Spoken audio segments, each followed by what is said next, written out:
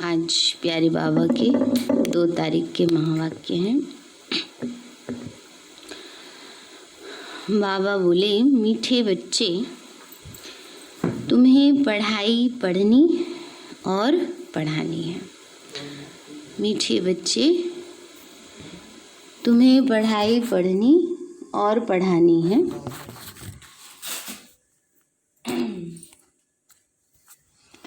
इसमें आशीर्वाद की बात नहीं।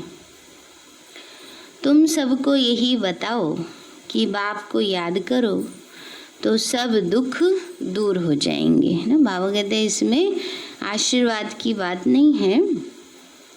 सबको यही बताओ कि बाबा को याद करेंगे तो सब दुख दूर हो जाएंगे। प्रश्न है, मनुष्यों को कौन सी फिक्र आते हैं? फिक्र रहती है ना, चिंता। तुम बच्चों को कोई भी फिक्रात नहीं, क्यों? बाबा बोले, मनुष्यों को इस समय फिक्रात ही फिक्रात है। बच्चा बीमार हुआ तो फिक्रात, बच्चा मरा तो फिक्रात, किसी को बच्चा ना हुआ तो फिक्रात, कोई ने अनाज जास्ती रखा, पुलिस व इनकम टैक्स वाले आए तो फिक्रात। ये है ही डर्टी दुनिया, गंदी दुनिया, दुख देने वाली।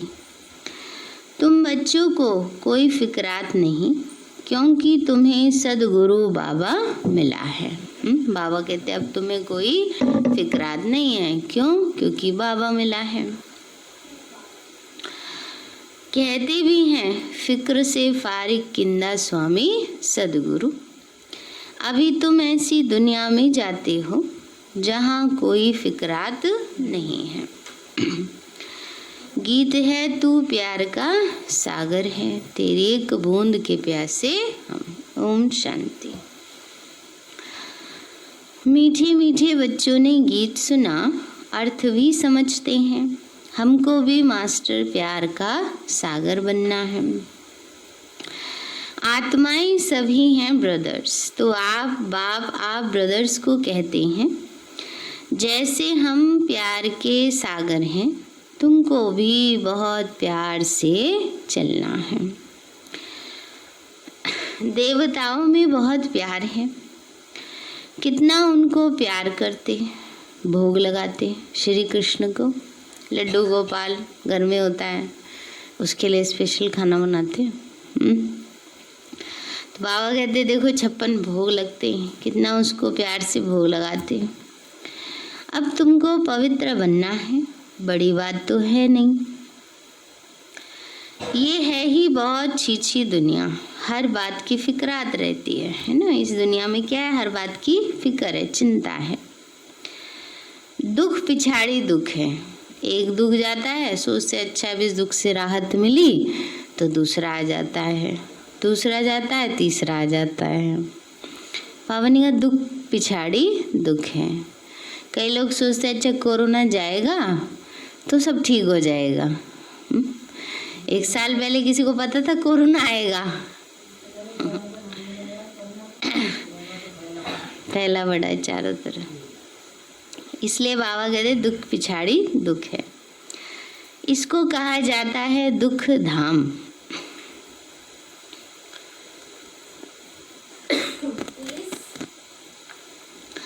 या इनकम टैक्स वाले आते हैं, कितना मनुष्यों का हास हो जाता है, बात मत पूछो।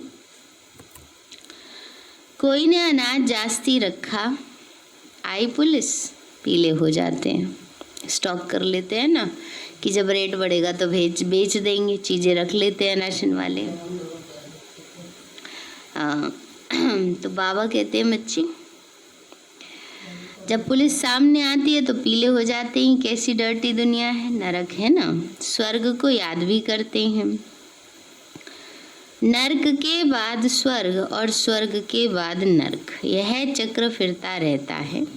बच्चे जानते हैं अभी बाप आए हैं स्वर्गवासी बनाने, नरकवासी से स्वर्गवासी बनाते हैं। वहाँ विकार होते नहीं, क्योंकि रावण ही नहीं है। वो है ही संपूर्ण निर्विकारी शिवालय। ये है वैशाल्य। अभी थोड़ा ठहरो, सबको मालूम पड़ जाएगा इस दुनिया में सुख है व दुख है। थोड़ी ही अर्थक्वेक आदि होती है तो मनुष्यों की क्या हालत हो जाती है। सतयुग में फिक्रात की जरा भी बात नहीं है। यहाँ तो फिक्रात बहुत है। बच्चा बीमार हुआ, फिक्रात हुआ। बच्चा मरा, फिक्रात। फिक्रात ही फिक्रात, चिंता ही चिंता, फिक्र ही फिक्र है। फिक्र से फारिग किंदा स्वामी सदगुरु। सबका स्वामी तो एक ही है।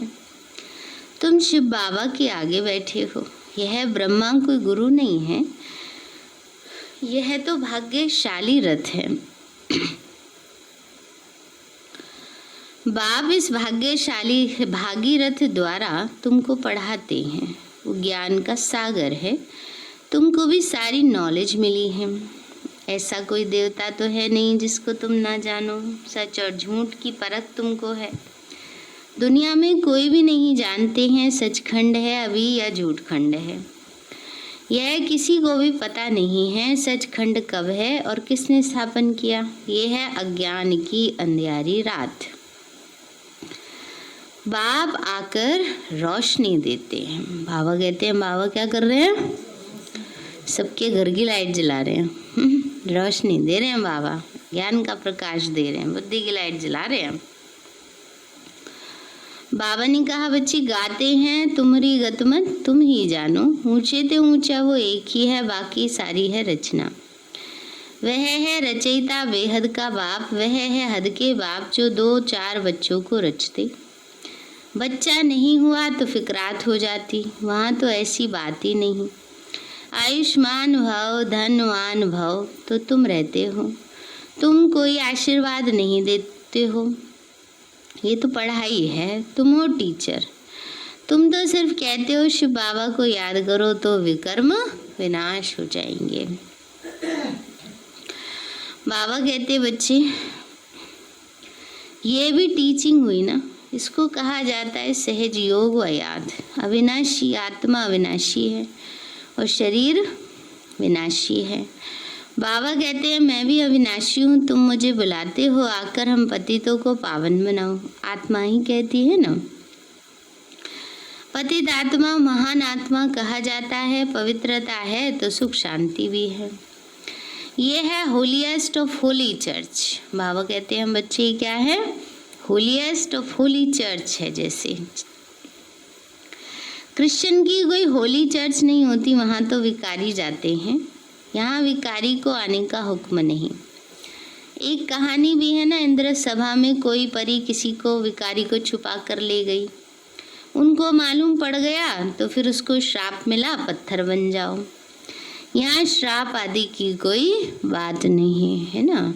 जो गंगा की कहानी है शांतनु की और गंगा की, वो भी वही है कि पिछले जन्म में गंगा स्वर्ग में थी। महाराजा शांतनु का जो पिछला जन्म था, वो पिछले जन्म में उसको स्वर्ग में लेके चली गई। मृत्युलोक के मनुष्य को तो पहचान लिया, तो दोनों को श्राप मिला कि इसके कष्ट के, इस पाप के कारण तुम दोनों को अगले जन्म में मृत्युलोक पर जन्म लेना पड़ेगा। तो इसीलिए फिर अगले जन्म में गंगा धरती पर आई है ना, और वो महाराजा शांतनु के रूप में आया। तभी वो गंगा अपने सभी पुत्रों को पानी में बहा देती थी कि ये श्राप मुक्त हो जाएं। तो बाबा कहते हैं, बच्ची कहानियाँ ऐसी बनी हुई है। यहाँ तो ज्ञान वर्षा होती है, पतित कोई भी इस होली पैलेस में आ ना सके। एक दिन यह भी होगा, हॉल भी बहुत बड़ा बन जाएगा। कितना बड़ा बना है बाबा का हॉल? 25,000, 30,000, कभी कभी तो 35,000 तक बाबा के बच्चे वधू बनाते थे। इतना बड़ा, और सब समा जाते थे। तो बाबा कहते हैं, यह है होलीएस्ट ऑफ होली पैलेस। तुम भी होली बनते हो। मनुष्य समझते हैं विकार बगैर सृष्टि कैसे चलेगी, कि कैसे होगा। अपनी नॉलेज रहती है। देवताओं के आगे भी कहते हैं आप सर्वगुण संपन्न हो, और खुद के लिए कहते हैं हम मूर्ख, खल कामी हैं, पापी हैं। तो स्वर्ग है होलीएस्ट ऑफ होली, वही फिर 84 जन्म लेते होलीएस्ट ऑफ होली बनते। वो है पावन दुनिया, ये है पतित दुनिया। बच्चा आया तो खुशी मनाते, बीमार हुआ तो मुंह पीला हो जाता है, और इतने समय के बाद अगर जन्म लेके और फिर शरीर छोड़ गया तो क्या होता है, एकदम पागल ही हो जाते दुख में। कहते इतनी तपस्या की, इतना इनके लिए सब कुछ किया और फिर भी छोड़कर चला गया। तो मर गया तो एकदम पागल बन पड़ते हैं। तो क्या क्यों होता है ऐसा? हिसाब किताब, आत्मा का हिसाब किताब उसके साथ जितना होता है। ऐसे भी कोई कोई हो जाते हैं, ऐसे को भी ले आते हैं बाबा, इनका बच्चा मर जाने से इनका माथा खराब हो गया है, ये दुख की दुनिया है, अब बाप सुख की दुनिया में ले जाते हैं। तो श्रीमत पर चलना चाहिए, गुण भी बहुत अच्छे चाहिए, जो करेगा सो पाएगा ना। हाँ, तो पिछले जन्म में जिसके साथ जो जो कर्म करके आए वो हिसाब किताब लेने तो आएगी ना आत्मा। समझो किसी ने किसी आत्मा को बहुत कष्ट दिया, इसके पीछे तो कहानी है ना। एक सेठ, एक व्यक्ति था, उसके 2 पुत्र थे। कहानी सुनाऊंगी, मुड़ी लंबी हो जाएगी, जल्दी सुना देती हूँ। तो उसके 2 बच्चे, 2 संतान थी। बड़े वाला, जो छोटे वाला पुत्र था वो बहुत बीमार रहता था। तो सेठ जो था, जो व्यक्ति था, वो तो शरीर छोड़ गया था। छोटे वाला बच्चा बीमार रहता था उसका, और वो उसी के गम में शरीर छोड़ जाता है, चला जाता है। अब बड़ा वाला जो होता है उसकी शादी हो जाती है, तो वो उसके इलाज में बहुत पैसा लग रहा होता है, बहुत पानी की तरह पैसा लगाते रहते हैं छोटे वाले के इलाज में। तो उसकी पत्नी को आता है, बड़े वाले की पत्नी को आता है कि कब तक इसके इलाज में ऐसे पैसा बहाते रहेंगे, कोई ऐसी युक्ति निकल जाए जो ये भी दुखों से मुक्त हो जाए और हमारा पैसा भी बच जाए। तो वो क्या करते हैं, ऐसी वैद्य से दवाई लेते हैं जो हो शरीर छूट जाता है उसका। तो उसका जो हिस्सा था वो भी उनको ही मिल जाता है, बड़े को ही मिल जाता है। अब बहुत सालों बाद उनके घर में संतान होती है, उसको खूब परवरिश अच्छी करते हैं, वो धनवान हो जाते हैं, खूब परवरिश अच्छी करते हैं, पढ़ाते लिखाते हैं, सब कुछ करते हैं, शादी करते हैं। उसके बाद वो बच्चा बीमार हो जाता है, और बीमार इतना हो जाता है, इतना बीमार हो जाता है कि उसका सब कुछ उस बच्चे के इलाज में लग जाता है।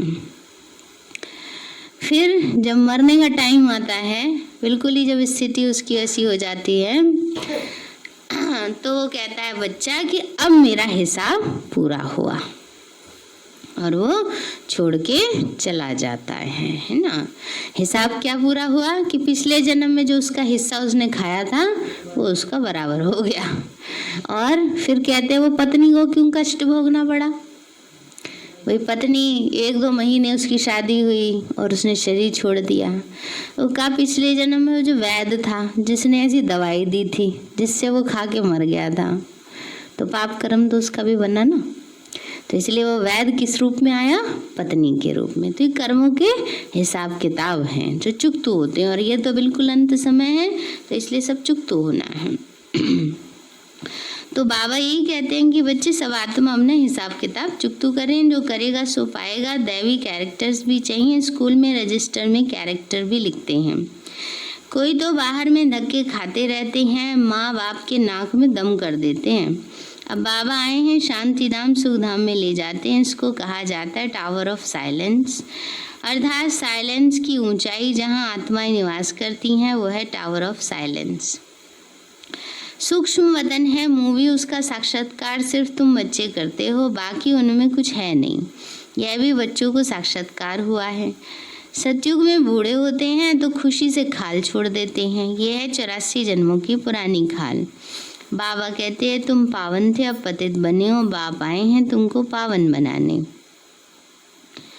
तुमने मुझे बुलाया है, जीव आत्मा ही पतित बनी है, फिर वही पावन बनेगी। तुम इस देवी देवता घराने के थे, अब आसुरी घराने के हो। आसुरी और ईश्वरीय अथवा दैवी घराने में कितना फर्क है।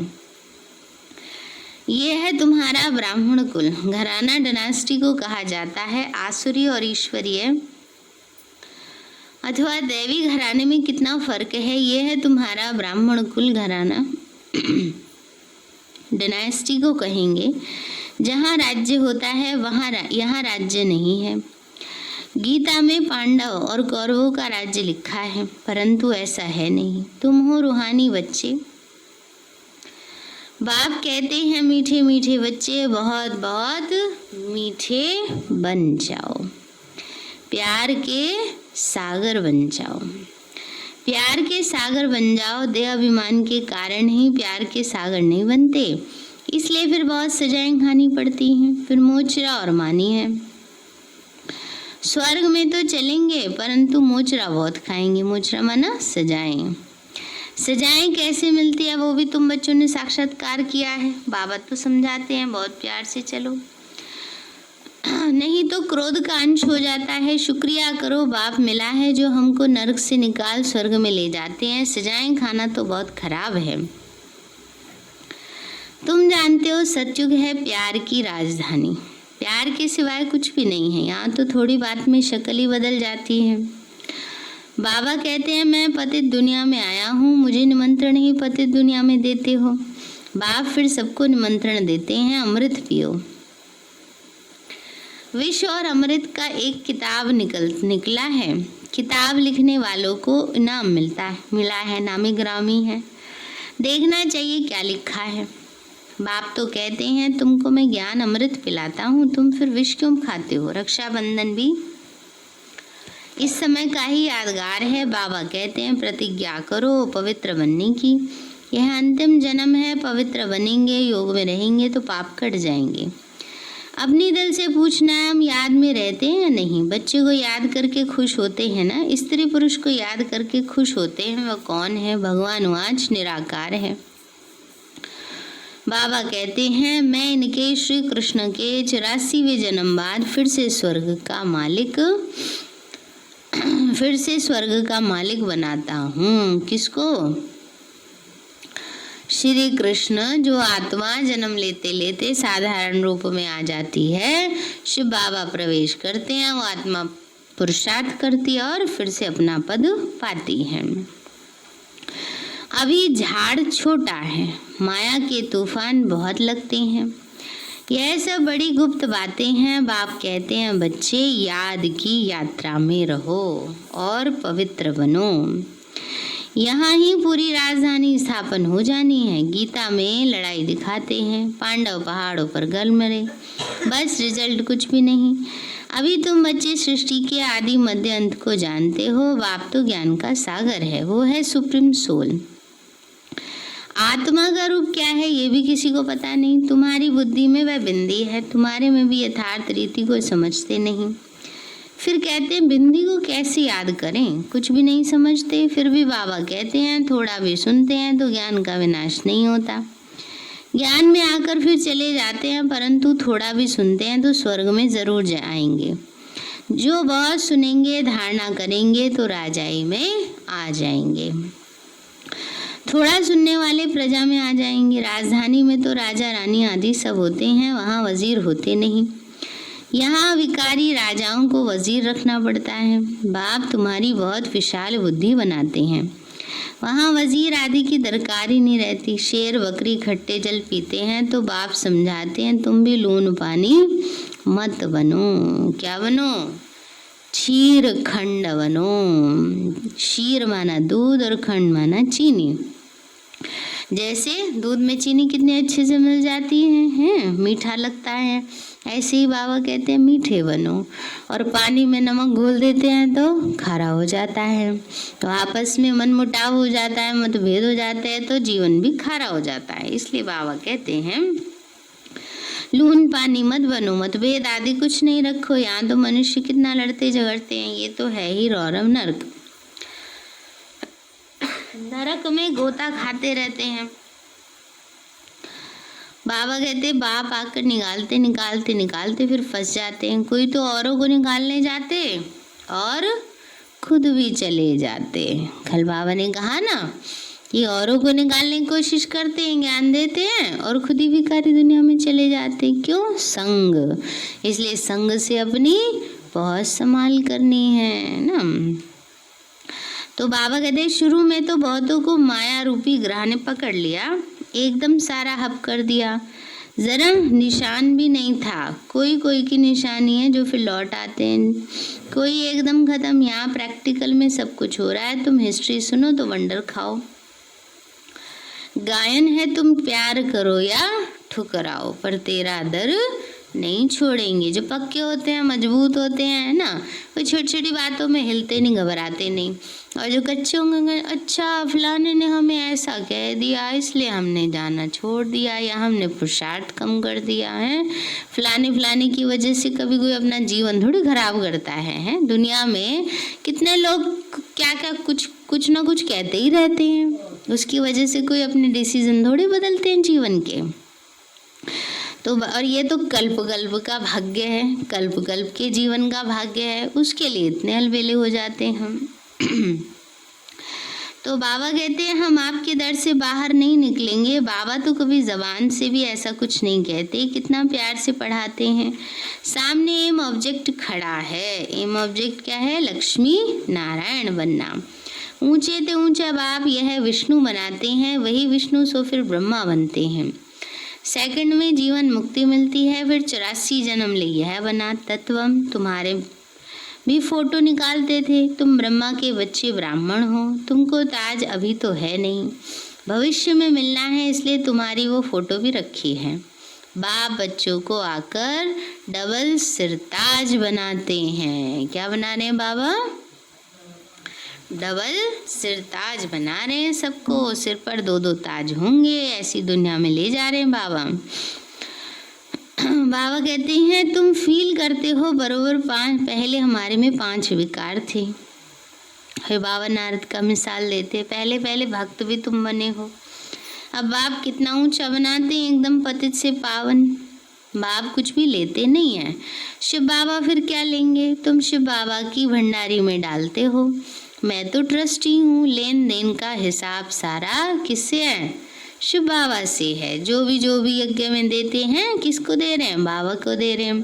बाबा सेवा में लगाते हैं ना, बाबा की सेवा में लगता है और भाग्य हमारा बनता है। तो बाबा कहते बच्चे मैं पढ़ाता हूँ, मैं पढ़ता हूँ पढ़ाता हूँ। जिसने अपना ही सब कुछ दे दिया वो फिर क्या लेगा? किसने कहा ये बात? ब्रह्मा बाबा ने सर्वंश त्यागी बन गए। तो बाबा कहते वो फिर क्या लेगा?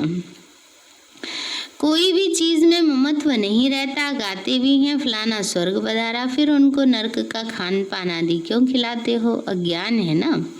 नरक में तो पुनर्जन्म भी नरक में ही होगा। अभी तुम चलते हो अमर लोक में, तो बाजोली है। तुम ब्राह्मण चोटी हो, फिर देवता क्षत्रिय बनेंगे, इसलिए बाप समझाते बहुत मीठे बनो। फिर भी नहीं सुधरते तो कहेंगे इनकी तकदीर। अब किसी को बनना ही दासी है तो पुरुषार्थ भी तो दासी वाला ही होगा ना, महारानी वाला कैसे करेंगे ना।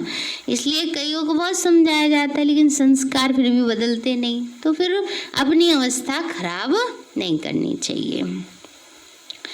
तो बाबा ने कहा बच्चे सुधरते ही नहीं तो ईश्वर की तदबीर भी क्या करेगी?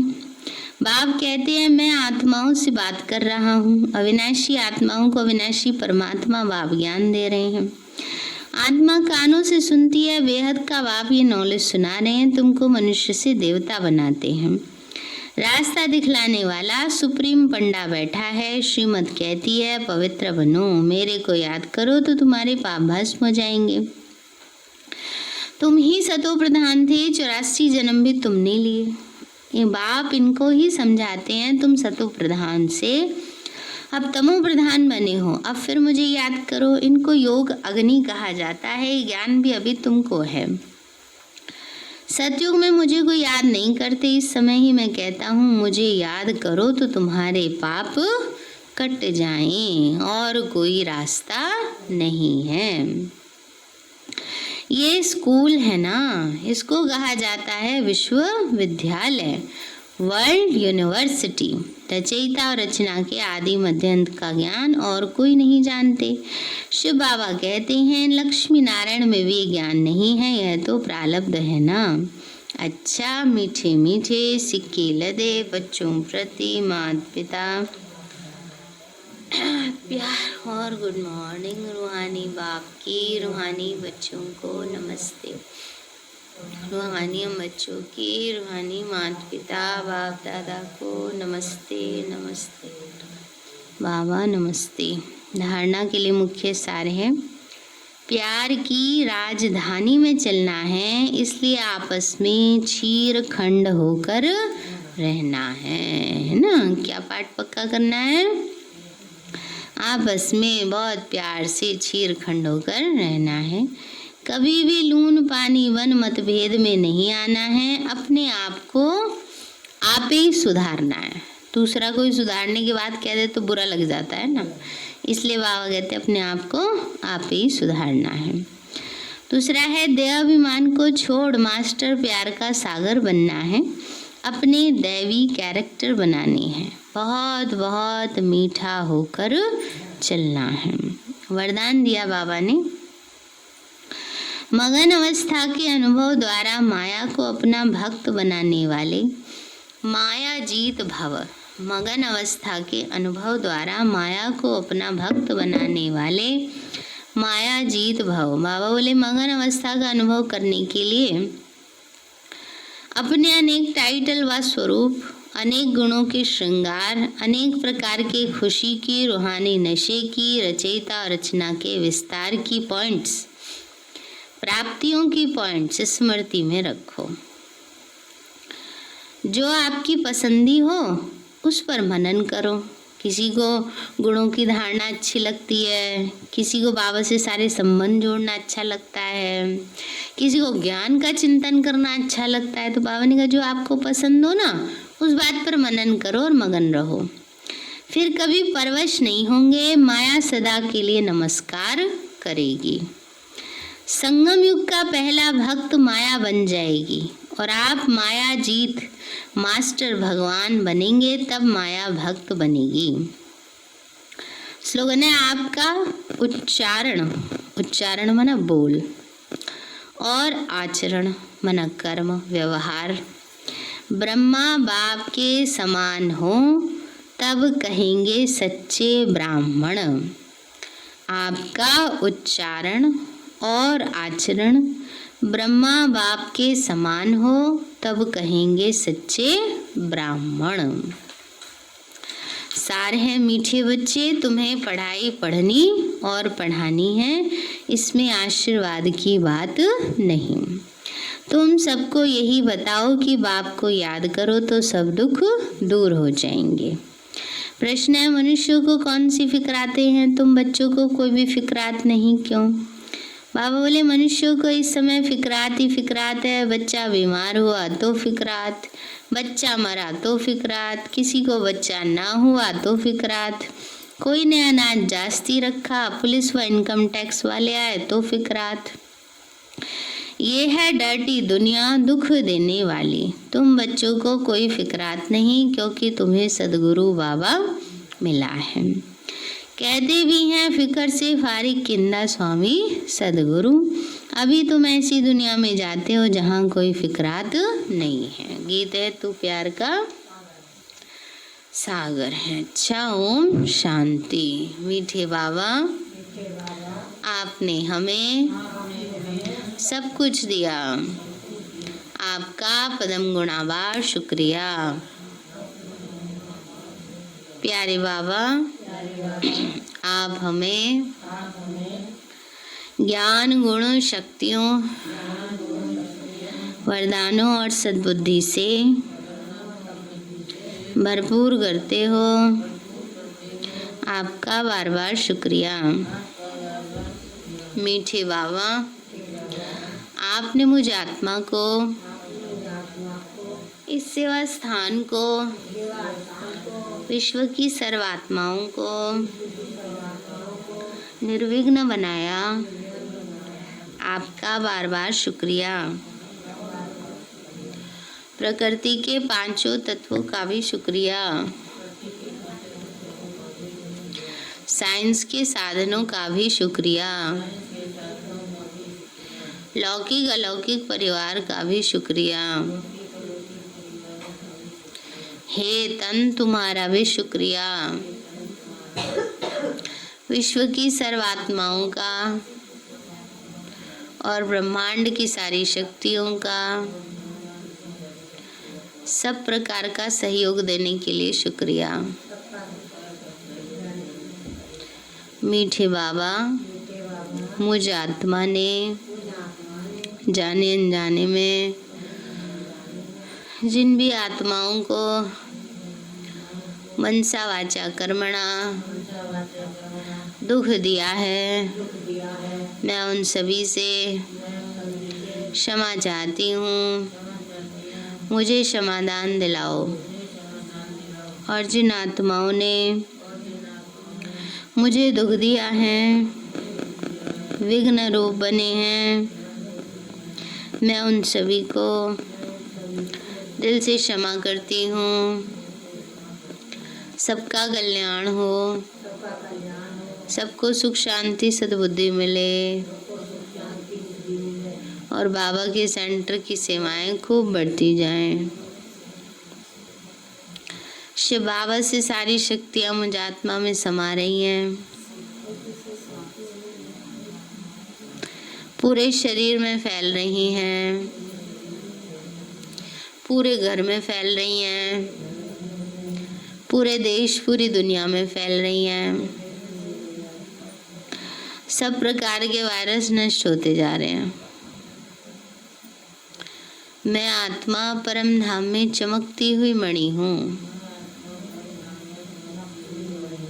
सतयुग में पावन देवताई शरीर में हूँ।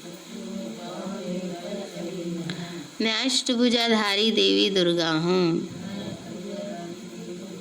विघ्न विनाशक गणेश हूँ। मैं बाबा की छत्र छाया में पलने वाली सर्वश्रेष्ठ ब्राह्मण आत्मा हूँ। मैं फरिश्ता हूँ।